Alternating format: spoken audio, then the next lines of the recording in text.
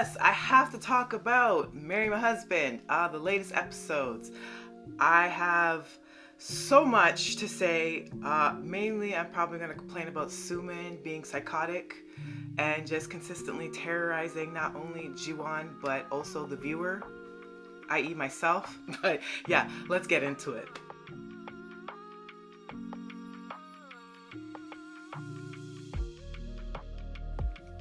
Hi, I'm Monique. I am the host of Off by Purple Heart podcast, where I talk to you about K dramas, C dramas, BTS, basically whatever else I want to talk about. I have to talk about Marry My Husband some more. The last two episodes were extraordinarily satisfying. First of all, we got the iconic, I was told this is going to be the iconic scene where Jiwon meets her crazy ass husband in the future's family, or I should say her disgusting boyfriend in this current timeline in 2013. She meets the parents. The mom, of course, is heinous, which, just awful. And I love that we finally got this confrontation that we so desperately needed. And her being able to practice some judo and flip her disgusting SOB boyfriend on the ground while he's crying and whining and throwing up because he's useless, whatever. It was just really satisfying. I love that the mother thought that she could be slick in the mouth and talk about her dead father and think that G1 wasn't going to retaliate. And I love that that was the final straw for her to finally give up this ruse of actually, wanting to continue to pretend to be the doting girlfriend and having to continue to put up with Soo-min in her life, and finally just putting both of those characters in their place, putting his misogynistic mother in her place after all she said about what's a woman's role in the home and what she should be doing and da da da da da da da. Just finally saying, you know what, to hell with this. You're not going to talk about my father that way. Your son is no great prize himself, and to hell with y'all. And sashay out with her little hot leather shorts and her little fishnet stockings. I think that outfit choice is really funny, but Park Min Young makes it work. Park Min Young is very attractive, and getting that flip in.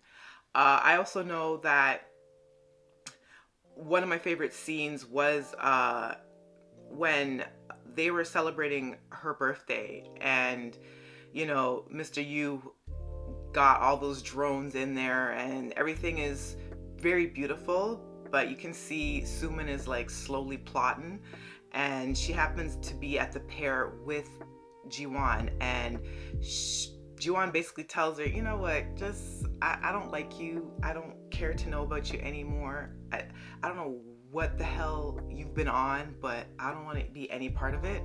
And then Jiwon decides, or Yumin decides, Soo-min Soo-min decides that, oh, okay, let me just play with my life and try to commit suicide right in front of Jiwon, and plunges herself into the lake, and them both being submerged, and that extraordinarily creepy look on Soo-min's face, and Jiwon realizing just the depth of her psychosis. Like, I don't even know if calling her a narcissist is enough at this point.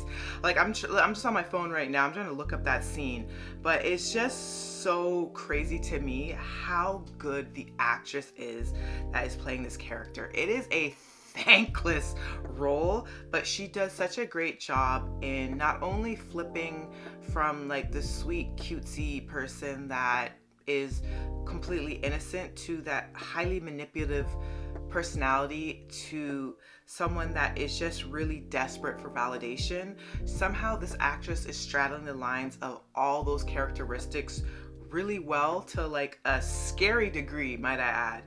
I really don't think people understand just the acting work that she's put in. I mean, as deplorable as the character is, she makes it that much more interesting, because that you want to root for the main lead that much more.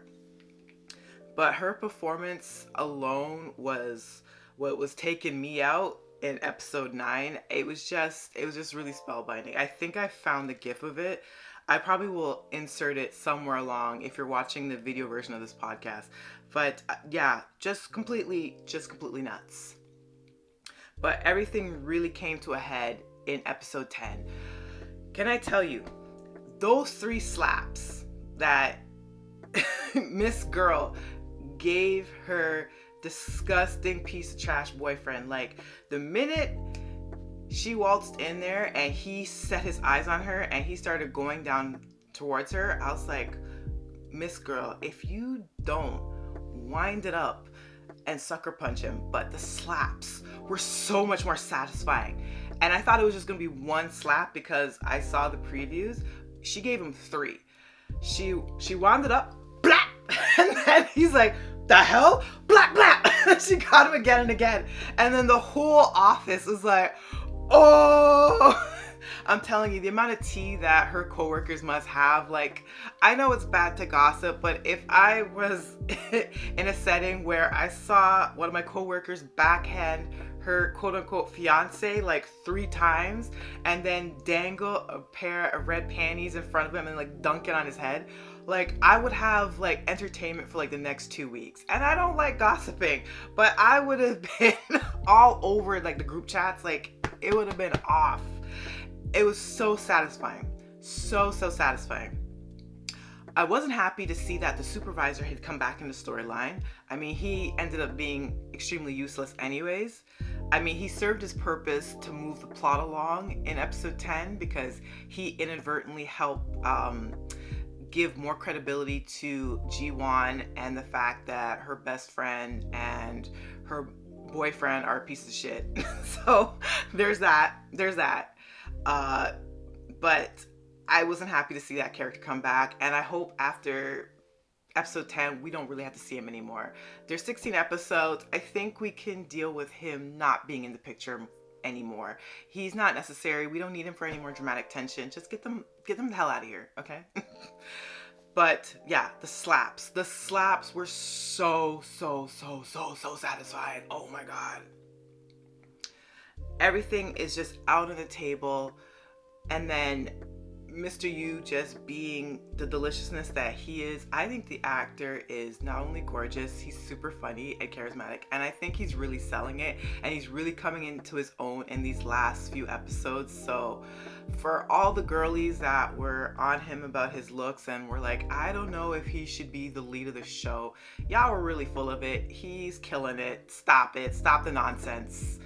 He's perfect. He's like the perfect leading man for this show, and the soulful looks are getting so much better, and we finally got some epic kisses in there, and the kisses had urgency. Like, I love it when 2 actors look good together, have chemistry, and then they really give it when it comes to the kissing scenes. It's not like those fish kisses where you look uncomfortable, the actors look uncomfortable. You could pretty much picture the director behind the camera looking uncomfortable. Like, everyone's uncomfortable. Like, the love is not loving. It's like the chemistry is not chemistry. You're not selling anything, right? This was not the case. Like, they gave those kisses, like, everything. There's so many other little things about the episodes that I loved, but I'm drawing a blank. I know that one of my favorite scenes with Mr. Yu and his adorable sister, who is the friend that Ji-won actually needed. I love that he split like his ice cream down in half and like gave her half a tub. There's just something about that scene that was so cute to me. And I just like the depiction of the male lead being super depressed because he's still like feeling that his love for Ji-won was unrequited before the magical kisses happened. And he was just eating his feelings, right? Like, that's always looked upon as like a feminine thing to do. Like, a woman will, eat her feelings with like a tub of ice cream or like a burger or whatever and just be depressed and, in her mopey era. And I love that they kind of subvert that a little bit, and he's just chomping on his vanilla ice cream, just looking cute and adorable. I love the actor. I think he's just so adorable. Anyway, I got my life with episodes 9 and 10. Episodes 9 and 10 were everything for me. I think the show could not possibly top the feelings of just pure triumphant relief that those 2 episodes did. You know what? I look forward to being surprised if episode 11 is bringing even more heat, and it looks like it is from the previews. I just see that she's in this incredible white pantsuit with this incredible vest, and she and Mr. Yu are walking into the wedding hall of the 2 pieces of garbage like bosses, and I'm like, ooh, I don't know if it's going to be just as satisfying, if not even more so than these episodes, but I'm telling you, episode 9 and 10 really brought it, and I'm loving it. And yes, I'm probably most likely going to continue talking about it, because yeah, Marrying My Husband has not been disappointing me yet. Not at all. Anyways, I'm going to keep it at that for this episode. Thank you for watching. If you're watching via YouTube, if you're listening via Spotify or Apple Podcasts, I appreciate you as well. I'm hoping that the sound is getting a little better. I'm testing out different mics. Still, work in progress, but hopefully we'll get that sound a little bit more crisper and pleasing to the ears. I do have a lot more episodes coming down the pipeline. I am going to be reviewing some C-dramas. I haven't been watching a lot lately, but there was a couple that were recommended to me, and I am fully intending on doing a final full review of Love Like the Galaxy, which I've been chronicling on my podcast for quite a bit. So yeah, there's a lot more stuff, and there's a lot of shows coming out in February. Just as the time of filming this is February 2nd, so there's a lot coming out in 2024, but definitely in like the first quarter there is a ton of shows, so I have a lot to review. But until all of that, I hope you have a lovely evening, day, whatever time frame that you're listening or watching this, and I'll see you, or you'll listen to me in the next episode, hopefully. Okay, bye.